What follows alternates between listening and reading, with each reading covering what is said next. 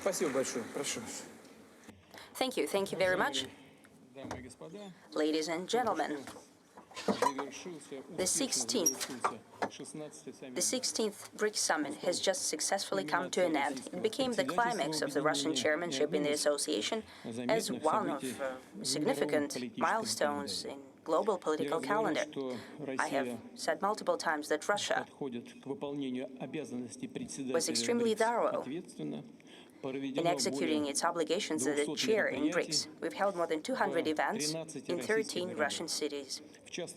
In particular, there were multiple meetings of sectoral ministers, different conferences, seminars were held as well, the business forum, and BRICS sports games were quite a success.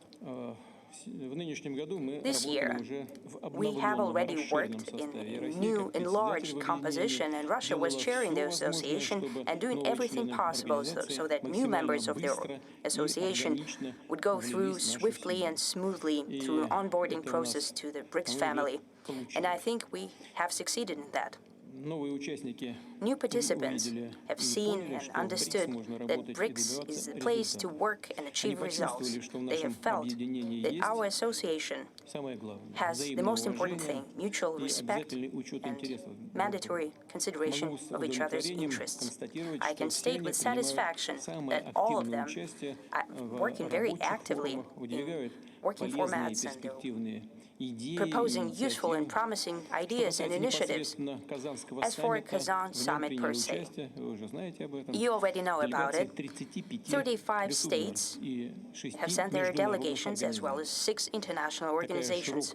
Such wide representation vividly testifies to the standing and role of BRICS, the growing interest towards cooperation with us from the states who truly conduct an independent and sovereign politics.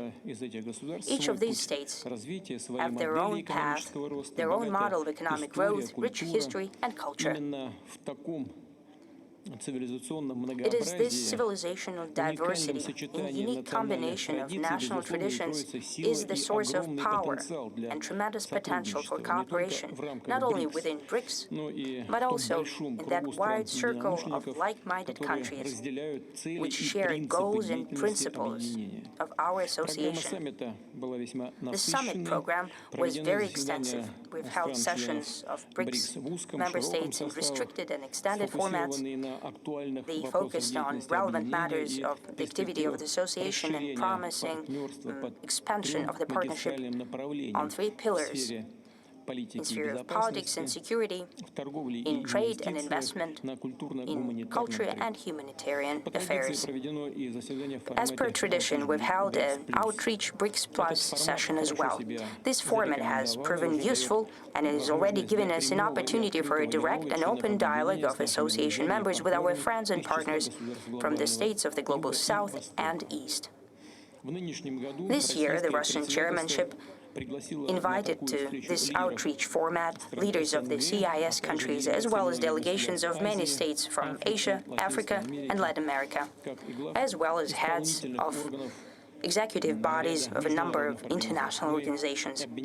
We have exchanged opinions on key matters of international affairs, highlighting the exacerbated situation in the Middle East. We have reviewed the future cooperation between BRICS members and countries of Global South and East in the interest of inclusive, sustainable growth. It is important that all sessions and events, without exception, that I have just mentioned, were held in traditional BRICS spirit, in business-like and open manner, in atmosphere of mutual understanding. Such a constructive approach towards joint work has allowed us to have a thorough discussion throughout 3 days of the most wide spectrum of issues. At the summit, the Kazan Declaration of BRICS was adopted, and it sums up the discussions that were held. We believe that this is a comprehensive and composite paper with a positive agenda aimed into the future. It is important that it confirms the commitment of all of our states to building a more democratic, inclusive, and multipolar world order based on international law and the UN Charter. It enshrines the overall commitment to counter the use of illegitimate sanctions and attempts to undermine traditional moral values. BRICS states are committed to deeper partnership in financial sphere, will continue to have better interbank communications and create independent from external risks mechanisms of mutual settlements in national currencies. I can highlight that throughout the summit, we and colleagues have thoroughly discussed ways of joint efforts to stimulate investment in order to further economic growth in BRICS countries as well as in the global south and east countries. We'll continue to do that through the new development bank and its president, Madam Dilma Rousseff. Russia has proposed to extend Brazil's chairmanship in that bank and the mandate of the president of the bank, Madam Rousseff, with an understanding that this year Brazil is chairing G20 and next year it will be taking over the baton of the chairmanship in BRICS. And it's an open secret that, considering what we know about the situation that's happening around Russia, we don't want to transfer all the issues that are connected with that towards the institutions where we have an interest in their development. We'll cope with the issues that we have on our own. There is good promise for a stronger sectoral cooperation, implementation of new projects in industry, energy, logistics, high-tech, and many other key spheres. Naturally, for greater interaction between our countries in culture, science, sports, between youth and civil societies.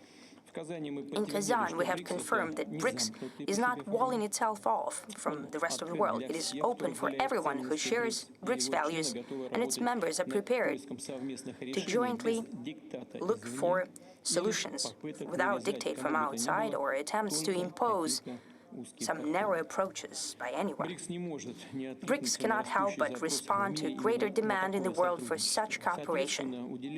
Therefore, we have dedicated special attention to the matters of possible BRICS expansion through the establishment of a new category, partner states. These days, leaders and members of delegations communicated with each other quite a lot, informally as well. There are plenty of bilateral contacts and conversations that took place.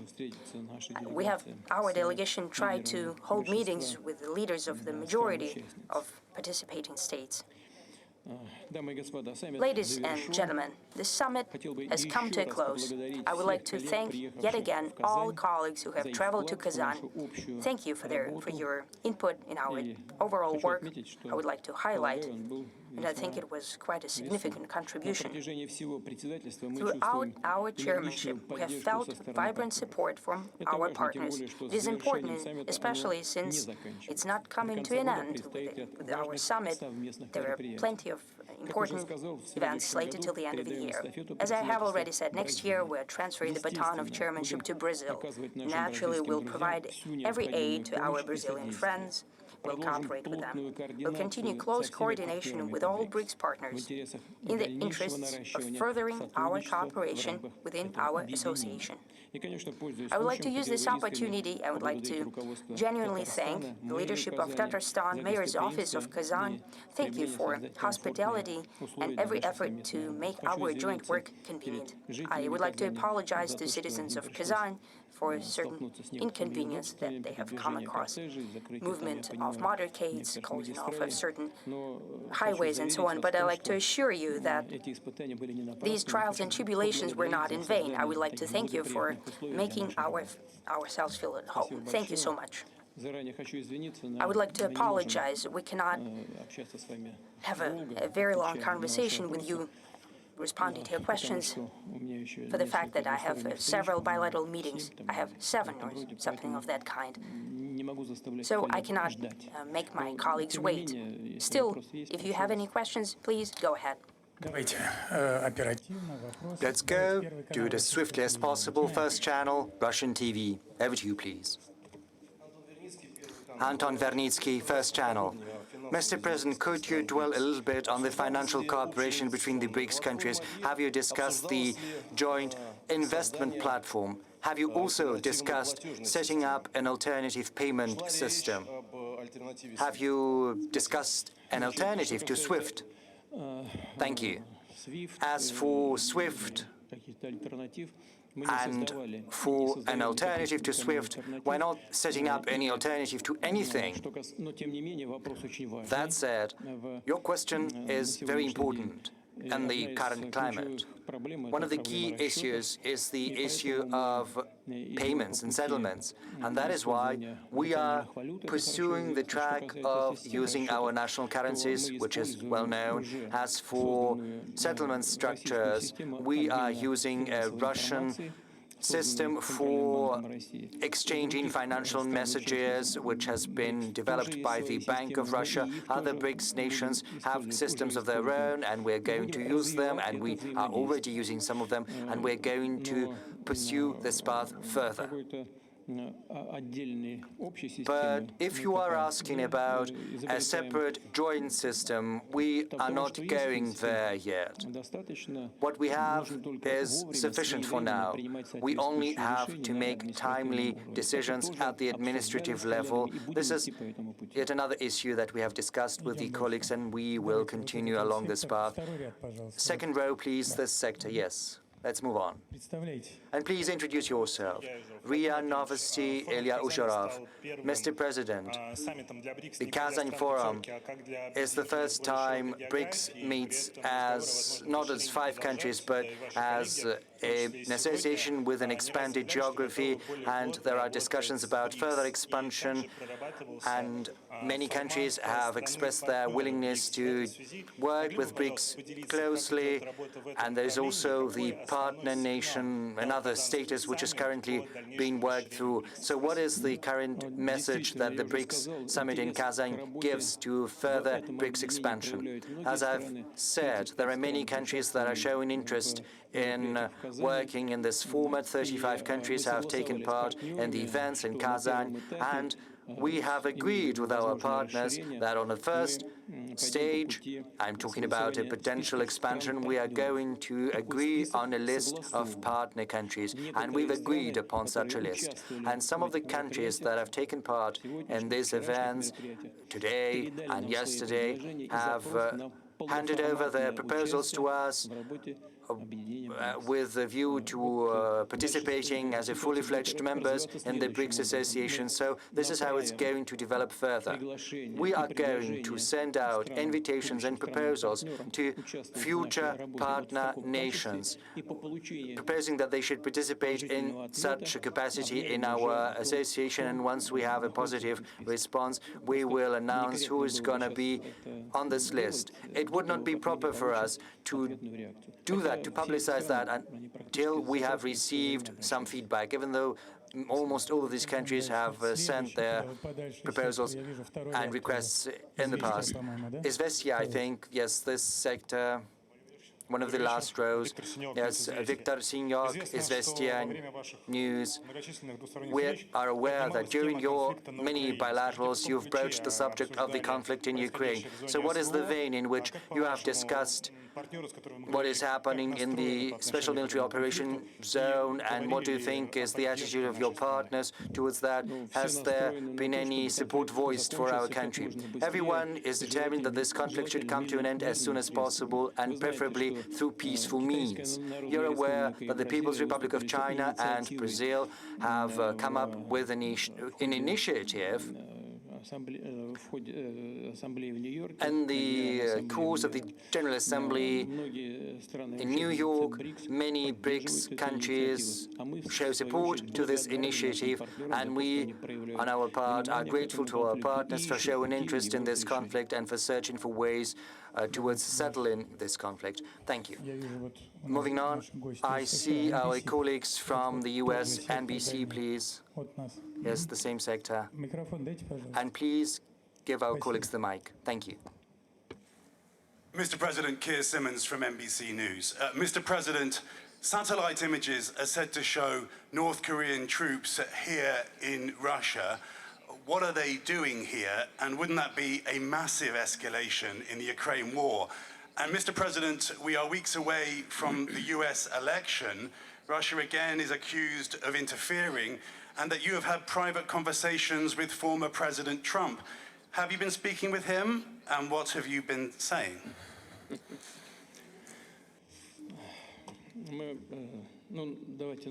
Well, let me take up first the first part of your question.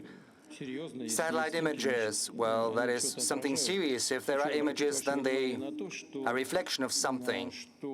I would like to draw your attention to the fact that it's not the Russia's actions that have led to an escalation in Ukraine. Rather, it is the coup d'etat in 2014, which was supported first and foremost by the US. The US has even publicly announced how much money it has spent back then to organize and orchestrate this coup d'etat. Wasn't that the path to escalation? And then for 8 years, we were being duped when we were being told that everyone wants to achieve a peaceful settlement to the conflict in Ukraine via Minsk agreements. You have probably heard afterwards a number of European leaders have said publicly that they had been duping us because they had been using that time to rearm the Ukrainian troops. Isn't that a fact? It is. Another path towards escalation consisted in the fact that the European countries started to actively provide weaponry to Ukraine, to the Ukrainian regime, and it went as far as direct participation of NATO troops in this conflict, because we are aware of how and what is being done when UAV unmanned vessels in the Black Sea are being operated and sent. We know who is present there, what NATO countries are involved, and how they are doing that. And the same goes for instructors. And these are not mercenaries, these are military instructors. And the same goes for the use of precision-guided missiles such as Storm Shadow, ATACMS, and other things like that. Ukrainian troops are incapable of doing that without Western intelligence, without sharing the goals. And it is only possible through the direct involvement of NATO officers. Now, as for our relationship with the North Korea, you know, we ratified our Treaty on Strategic Partnership, which contains Article 4, and we have never doubted the fact that North Korean leadership is very serious about their commitments to us and engagement with that. But as for how we do and what we do, it's up to us to decide under Article 4 of this treaty. First, we need to hold the relevant talks about implementing Article 4 of the Treaty on Strategic Partnership with North Korea. We're in contact with our friends from North Korea. We'll see how this process develops. That said, the Russian armed troops are moving forward very steadily. No one can contradict that. It's moving forth at all the parts of the line of contact. Our troops are very active in the Kursk direction part. Some of the Ukrainian units that have mounted an incursion into the Kursk region have been blocked and encircled. This group totals around 2,000 people. There are attempts at deblocking that from outside.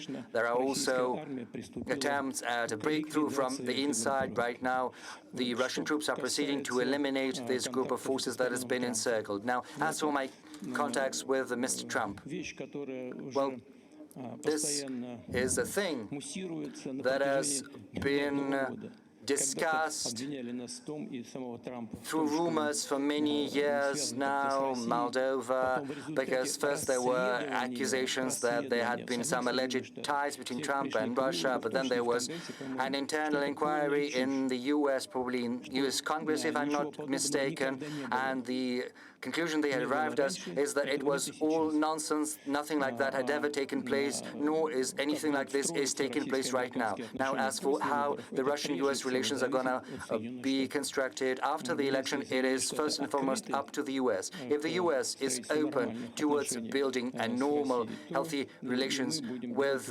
Russia, then we will do the same. If you don't one that it's up to them, but it's going to be the choice of the future administration. Pavel Zarubin. Well, there's no going around you. Good evening, Pavel Zarubin, Russia TV channel. If you don't mind, as a follow-up to the previous question, former President Trump and now the one running for president, he said that during one of the previous conversations he was threatening you with a strike against the center of Moscow. So is there any chance that anyone can menace you like that? And what do you think about this trend towards publicizing confidential talks between the leaders, which are currently becoming increasingly publicized? And another thing, do you feel isolated? Do you miss conversations with your Western counterparts? That is the last part of my question. Thank you. Well, the first part, is it possible to menace anyone, to threaten anyone? Well, there's no point in menacing Russia because it only energizes us, galvanizes us, but I don't remember any conversation with Mr. Trump like that. Currently, this is the critical stage in the electoral campaign in the US, so I would advise against taking such statements too seriously. But as for what Mr. Trump said just recently and what I heard is that he's been talking about his aspiration to do everything to put an end to the conflict in Ukraine. And I think he's sincere when he says that. And such statements, whomever they come from, is something we certainly hail. Oh yes, isolation.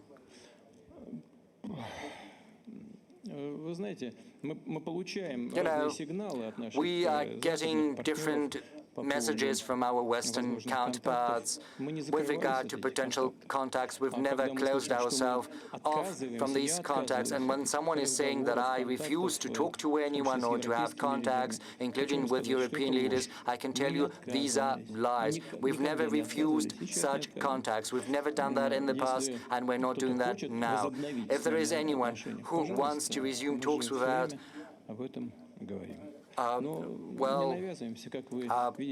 we sing everywhere, all the time that we're open, we're not trying to impose on anyone. You know, we live and we develop. Our economy is growing. Last year, our growth was 3.4%, 3.6%. This year, it's going to be 4%, maybe 3.9%. The Eurozone economy is currently teetering on the brink of recession. The US is demonstrating some growth at 3.1%, 3.2%, which is a good figure, but still there are a lot of problems in the American economy. There is a big deficit in most important parameters, a deficit of external trade, of payment balance, and also there is an enormous debt at several dozens, trillions, if I'm not mistaken. But it's best if we do not have a conflict with one another. Rather, we should think how we could address all of these issues together. Let's have two more questions, and then we'll wrap up. Our colleagues from Africa, this sector, please. Mike here is the center of the sector.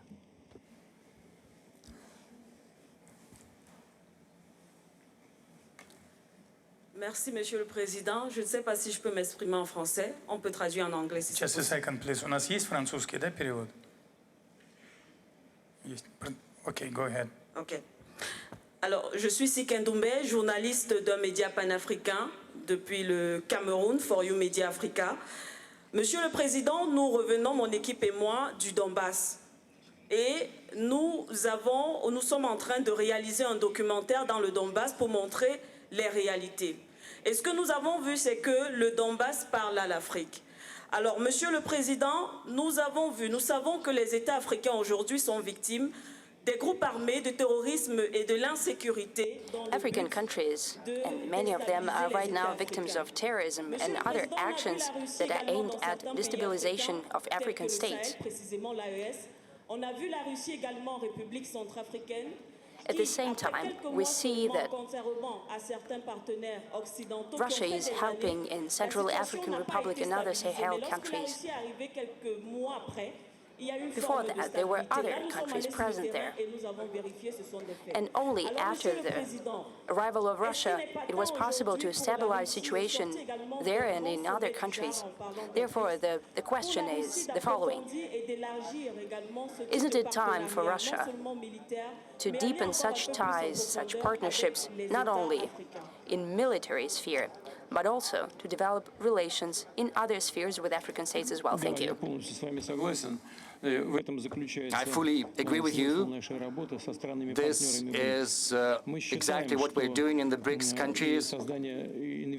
We believe that setting up a BRICS platform is something we should do.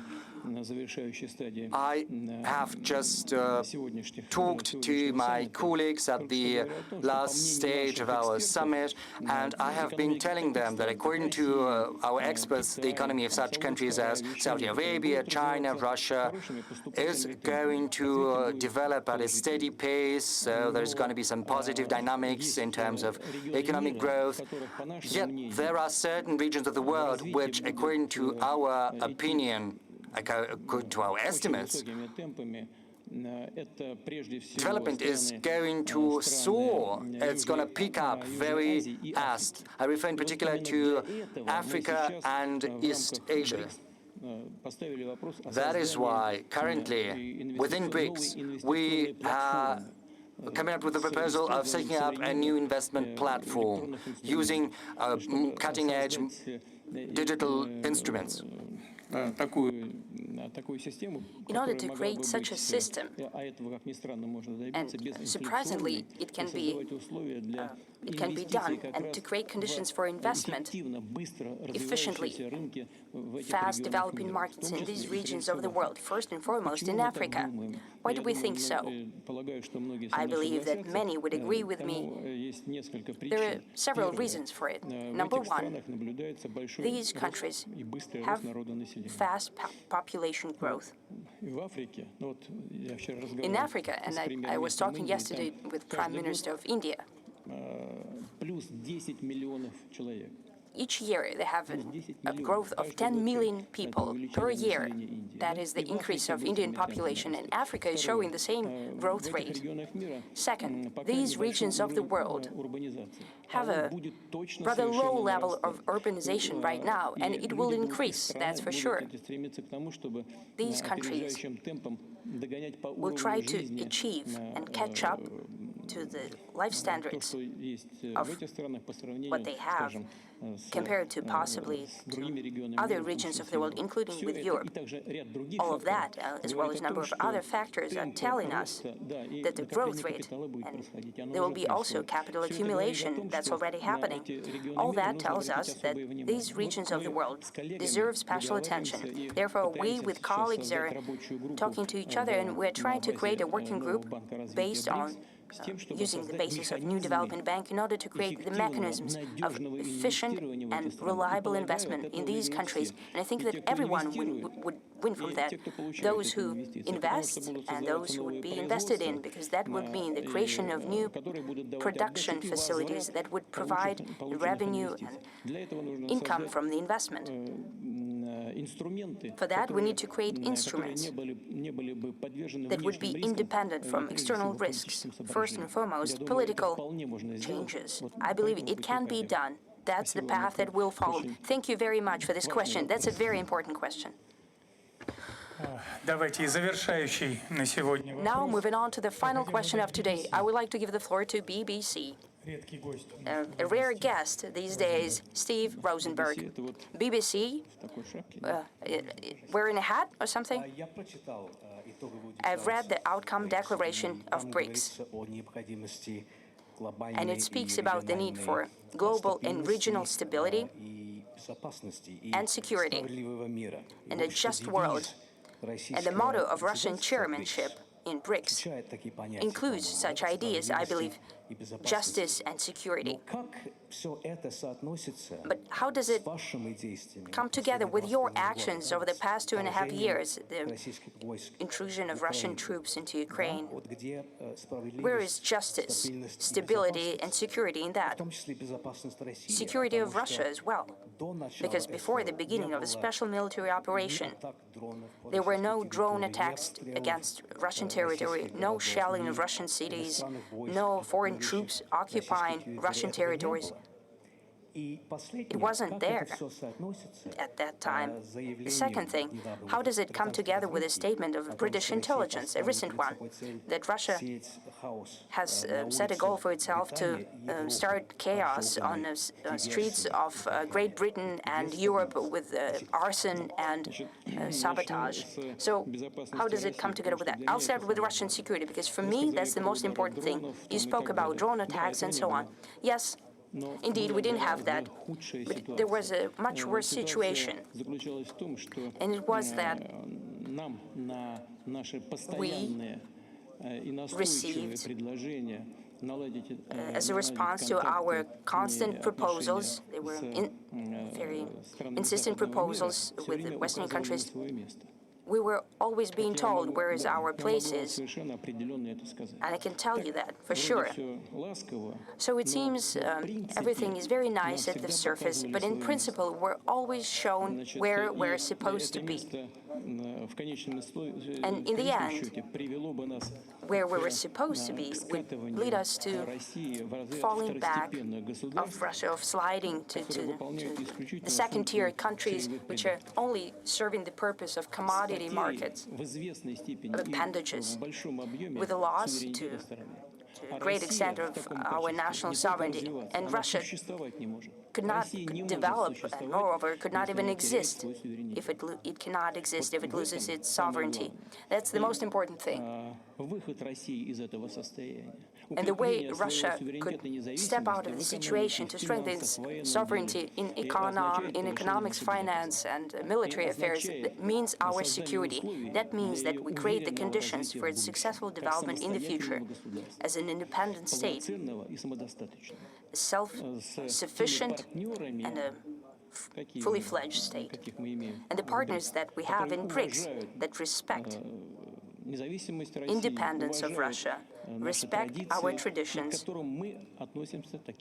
and we treat our partners the same way. Now, as for justice, in development and security, right? Is that, did I write it down right? Yes, okay. Look, I have certain notions about that, and I'll try to answer your question. So my ideas are the following. What is justice in terms of development? Look, recent events during the pandemic of COVID-19 showed us what happened. I would like to point your attention to this, as well as the attention of all other media as well. At that time, the United States have conducted an issuance of about $6 trillion in bonds. And in Eurozone, they printed about $3 trillion. They've thrown all this liquidity to global markets, buying everything up. First and foremost, food, medicines, and vaccines that are now being destroyed en masse because their issue date, the expiration date is already passed. That led to inflation, food inflation around the world. So what the leading economies of the world did, they abused their exclusive position in global finance, both of dollars and euros. They've printed all that money, and they've vacuum cleaned the whole market of all most necessary goods. You're consuming more than you're producing and earning. Is that just? We don't think so, and we want to change the situation, and that's what we are doing in BRICS. Now, as for security in general, as for Russian security, I have already said it. I know what you're saying, but is it just in terms of security that for years our permanent appeals towards partners have been ignored? Our appeals not to expand NATO to the east, is it just to lie to our face, promising that there will be no such extensions, and then violate their obligations and do that? Their promises and do that? Is it very just to get into our underbelly? Is it just to get to Ukraine and start building, not just preparing to build, but building military bases? Is that just? Is it just to conduct a coup d'etat that I've just spoken about, responding to your colleague's question, disregarding international law and all principles of international law and the UN Charter, financing a coup d'etat in a different country, here in Ukraine, pushing the situation towards development into a hot phase? Is it just in terms of global security? Is it just to violate the obligations that they have within the OSCE when all Western countries have signed a paper according to which there is no security of one country at the expense of another? We told them, don't do it. It violates our security, this NATO expansion. Still, they did it. Is that just? There is no justice here, and we want to change that, and we'll achieve it. What was that? The statement about the British intelligence, that Russia is wreaking havoc on the streets of Britain. Well, listen, thank you. Thank you for reminding me about this part of the question. Well, this is complete nonsense. You see, what's happening in the streets of certain European cities is a result of domestic policy of those states. We know, and I have already told you about it. We are, well, the Eurozone, European economy is balancing on the brink of recession, and the leading EU economies are basically in recession. If they even show 0.5% growth, thanks to the South that doesn't have great industry through tourism and real estate. Well, what are we to do with that? The Western European countries just refuse to receive our energy point blank. Well, we're not refusing to do that. Still, there is one line of Nord Stream 2 that runs on the bottom of the Baltic Sea. They should just press the button and the gas will run. But they do that for political reasons. And their main partner, I don't know for what reasons, has created conditions when great sectors of German economies are moving to the US because the authorities there are creating better conditions for businesses. And primary commodities are 3 times cheaper or even 4 times cheaper than in Europe. Different conditions of taxation and so on. This is deliberate action, but how are we implicated in that? So that causes a certain response. The level of life, the standards of life are decreasing. It is very simple. These are statistics coming from the European countries themselves. But how are we implicated in that? Well, you know what we say in Russia? This is an attempt to shift the blame and to avoid responsibility for wrong decisions in economic sphere and in domestic politics. In economic sphere, well, I'll give you examples. Now, objective experts can see that clearly, and many people in Europe and in the United States abused and still continue to do so. The environmental agenda and rising global temperatures. They're getting ahead of themselves without enough basis in terms of technology development. They're closing down everything that has to do with nuclear energy and coal power generation. They're getting rid of hydrocarbons at all. Did someone calculate whether Africa can do without these types of hydrocarbons or no. No, but they're imposing on African countries and some other developing countries, they're imposing them modern technologies. Yes, maybe they're efficient in terms of saving the environment, tools and technologies, but they cannot buy them. They don't have the money. Give them the money, but they don't. However, they're pushing such tools of neo-colonialism. I believe these countries are being beaten down, and they make them be dependent on Western technologies and credit lines. And those loans are terrible. It's impossible to pay them back. Yet another tool of neo-colonialism.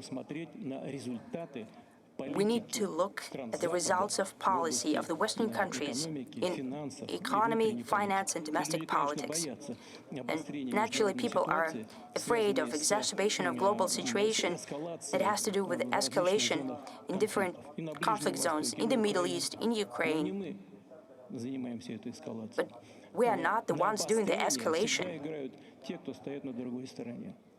It's the other side that's always doing this escalation, but we're prepared for that. Think about it. Are those countries who are doing that, are they prepared for it? We have several more minutes. If you would allow, a final question from Russian media from Tatarstan. Hold on a second. We'll go through sectors 1, 2, 3, 4, and 5, okay? Let's start with the left sector.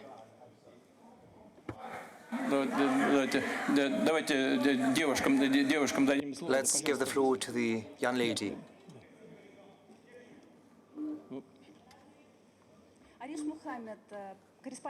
Arish Mohammed, Sky News Arabia, the UAE, Moscow Bureau. Mr. President, there is a number of reports saying that Moscow might provide support to Iran in case of an Israeli attack. What do you think about these reports? Do these reports reflect reality? Does Russia contemplate providing such aid at this stage of escalation in the region? Well, first, we're very concerned about what is happening in the region. Whoever says anything, Russia is not interested in an exacerbation of this conflict, because strategically we're not winning anything. Quite the contrary, we would only stand to see additional problems crop up. As for assistance to Iran, first, of course, we are in contact, close contact too, with the leadership of Iran, and we believe our role is to create conditions for a resolution of this situation through searching for mutual compromise. I think this is possible. And my contacts in the sidelines of the BRICS summit show me that no one in the region wants an expansion of the conflict or a big war. No one wants that. Yes, please. Over to you. Kyrgyz Republic, as far as I understand.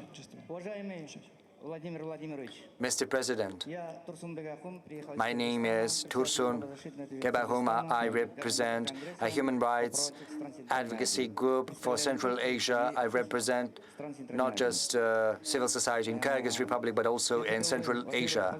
First, congratulations on holding this summit at a high level. Thank you. And just anyone on this planet, I do not envy your position as the Russian president, because this is a heavy burden which we are carrying with honor and dignity. Right now, the Western countries wanted to weaken Russia, but they have failed, and this is testified to by the BRICS summit, by the coming of UNSG Antonio Guterres and other international organizations. This year, Kazan is hosting historically important events. The multipolar world is emerging victorious.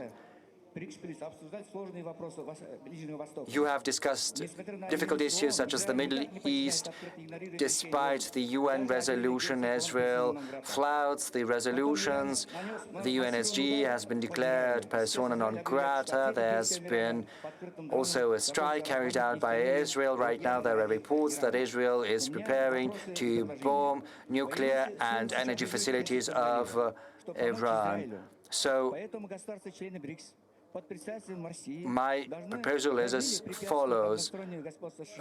Shouldn't BRICS countries under the leadership of Russia should give a proper response to Western nations? Should they support Israel in a Western aggression against Iran and help Iran, Palestine and Lebanon, because only then will we be able to put an end to the impunity of the US in the Middle East.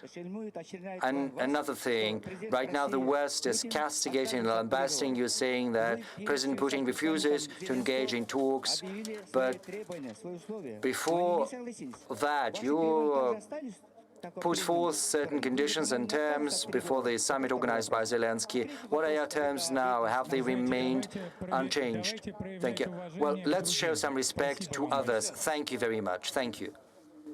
Да вот только что коллега спрашивала по поводу наших отношений с Your colleague has just asked us about our relations with Iran, about our willingness to provide assistance. Let me say the first thing with regard to the situation in the Middle East. I said that I think there is not a single person in the Middle East whose heart does not bleed when he or she sees what is happening in Gaza. More than 40,000 people died there, and most of them are women and children. So our assessment there is well known, and we have been saying for quite some time what the resolution of that is. The only way forward is to remove the root causes of this situation, and the main root cause is the absence of a fully fledged state of Palestine. All the UN Security Council decisions with that regard should be observed and implemented. We have to work with all the participants of the process to prevent at all costs the exacerbation and the expansion of the conflict. We should also work with Israel. We have to admit Israel has suffered a terrorist attack in October last year. So we have to go around that in a calm fashion. We have to analyze everything accurately, but we should not condone disproportionate responses to such terrorist attacks. That said, we have to work with everyone and seek a lower level of confrontation. We need to decrease it, and in Lebanon in particular, I think on the whole it's possible, but we have to be very cautious. Well, I'm afraid to say too much because any ill-spoken word could harm the process. But on the whole, I would like to thank you for raising this issue because it is of the utmost importance. Now, as for our talks with Ukraine, I said that on multiple occasions. We are grateful to the President of Turkey, President Erdogan, in the past. He provided us with a venue, with a platform for talks with the Ukrainian delegation in the course of that negotiating process. In late 2022, we arrived at a potential draft peace agreement. The Ukrainian delegation initialed that document, which means they were happy with that, but then they reneged on the deal, and then assistant to President Erdogan phoned from New York saying that there are new proposals. They asked us to consider them, and I gave my green light. I said yes, okay. On the following day, the head of the Kiev regime said that they were not going to engage in any talks with that, and we told Turkey, thank you for participating, but first we have to deal with your clients. Do they want that or they don't? Let them say that straight to us what they want. But as far as I understand from their parliament, another plan has been voiced, not about a peace, but about a victory. Now, as for victory, when they were trying to mount a so-called counteroffensive, they suffered losses of 16,000 people, if my memory serves me right, irrecoverable losses, and century losses as well.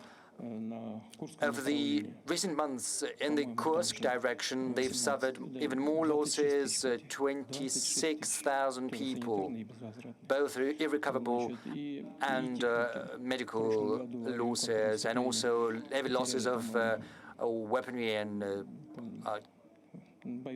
equipment. Last year, they lost 18,000 units of military equipment. Right now, 1,000 more. By 1,000 more, they've lost many tanks, maybe fewer tanks this time because they're using them less frequently. I'm not sure about these figures, but I think they are right. And of course, they have to look at the realities to see what's the situation on the ground. And given this situation on the ground, they have to sit at the negotiating table and engage in talks. But the leaders of the Kiev regime do not want that. I think to a certain extent this is due to the fact that the start of peaceful negotiations would require them to lift the martial law, which means that afterwards, right after that, they need to hold the presidential election, and right now the ball is in their court. Let's move to this sector, please. Good evening. How far are you willing to go, Mr. President, to put an end to the war in Ukraine, and how far are they willing to go? I've just told you, haven't I? We're willing to consider any options of peaceful agreements based on the situation on the ground, on the realities, no more, no less. Yes, yes, over to you, please. Go ahead. Thank you, Mr. President. Saudi Arabia, Center for Russian Arab Research. If you don't mind, I'll ask my question in Arabic. BRICS has probably left in the past the stage when it was only a platform. Can we call it right now a centralized? No, we don't have Arabic translation right now. Yes. Идет перевод? Yes. I beg your pardon. I'm sorry, yes, there is interpretation.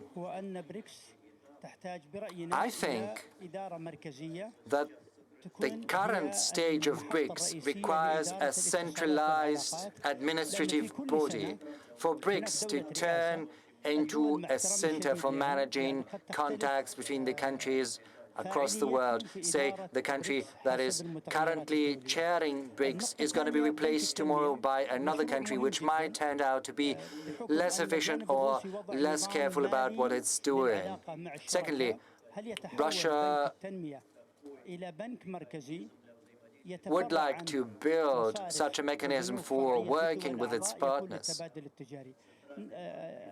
Maybe this new development bank could work with other banks and similar institutions in other countries. Doesn't it mean that right now we need to set up funds for mutual investment? And last but not least,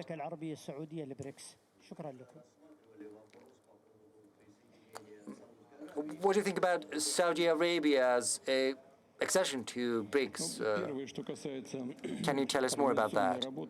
First, a couple of words about the organizing matters within BRICS. Yes, certainly this is an organization right now. This is a genuine fact, and you are absolutely correct. We need to give some structure to how this organization functions, and this is something my colleagues and I are working on. But on the whole, each and every part of the BRICS group is self-sufficient, and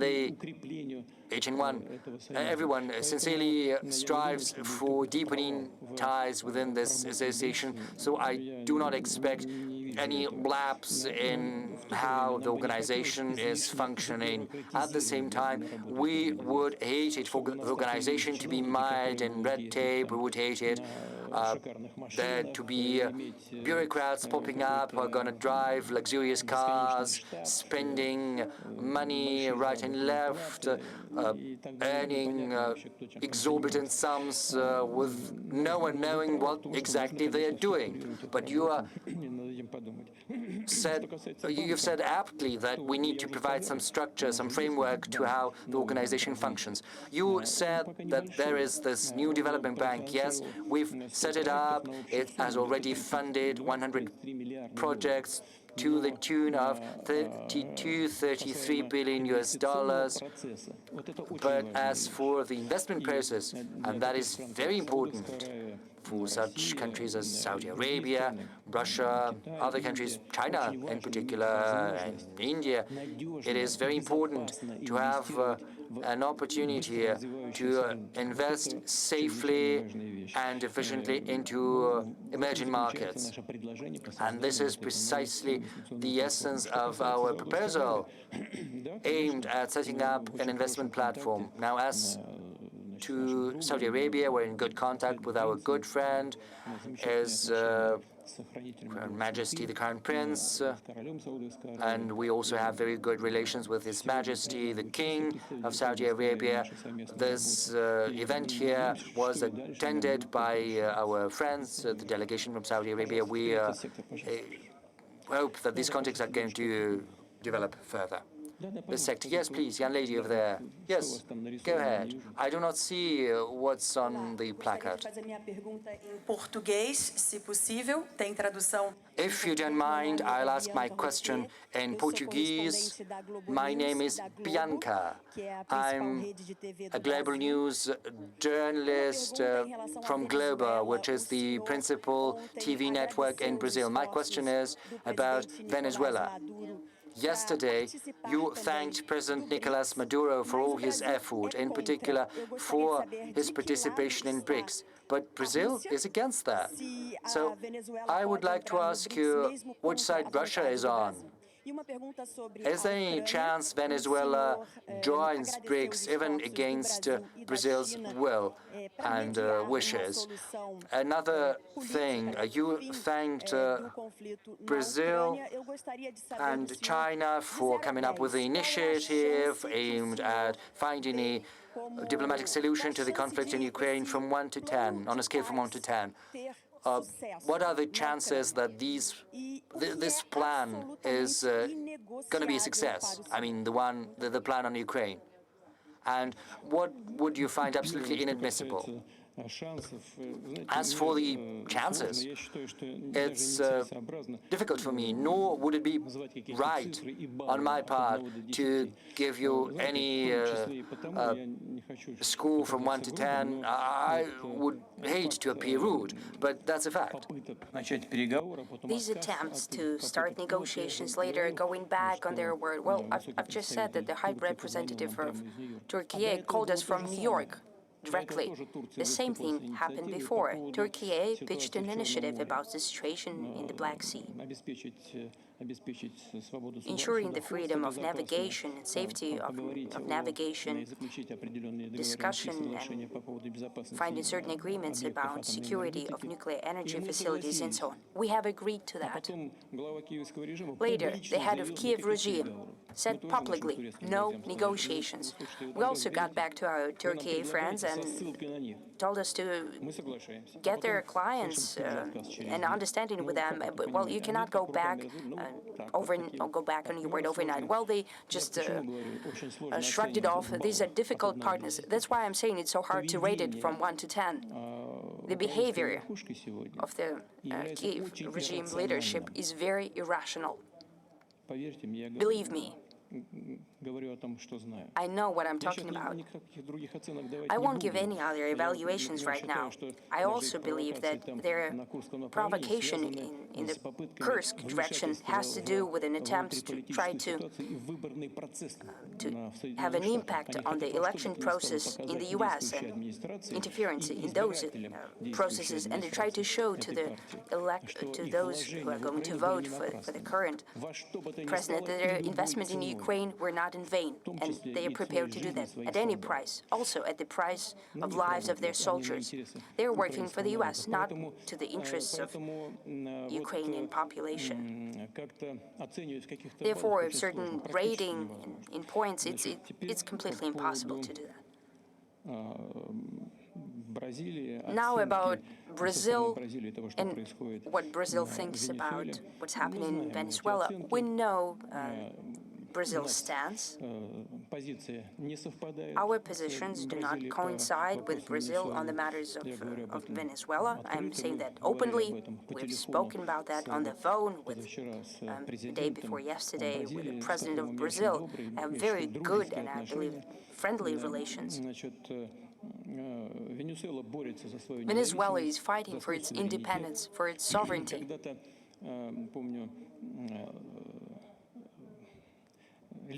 At a certain point in time, I remember that the leader of opposition, after the last elections, he stood on the plaza before the government and believes that he's a president by the will of God. Isn't it laughable? We've discussed this situation with the leadership of the U.S. Well, they've supported that opposition leader. They continue to do that. Well, they just shrugged it off as well. They smirked, and it's clear that it's ridiculous. Any person can raise his eyes to the overhead and say that he's a pope or something like that. Well, it cannot happen like that. There are certain electoral procedures.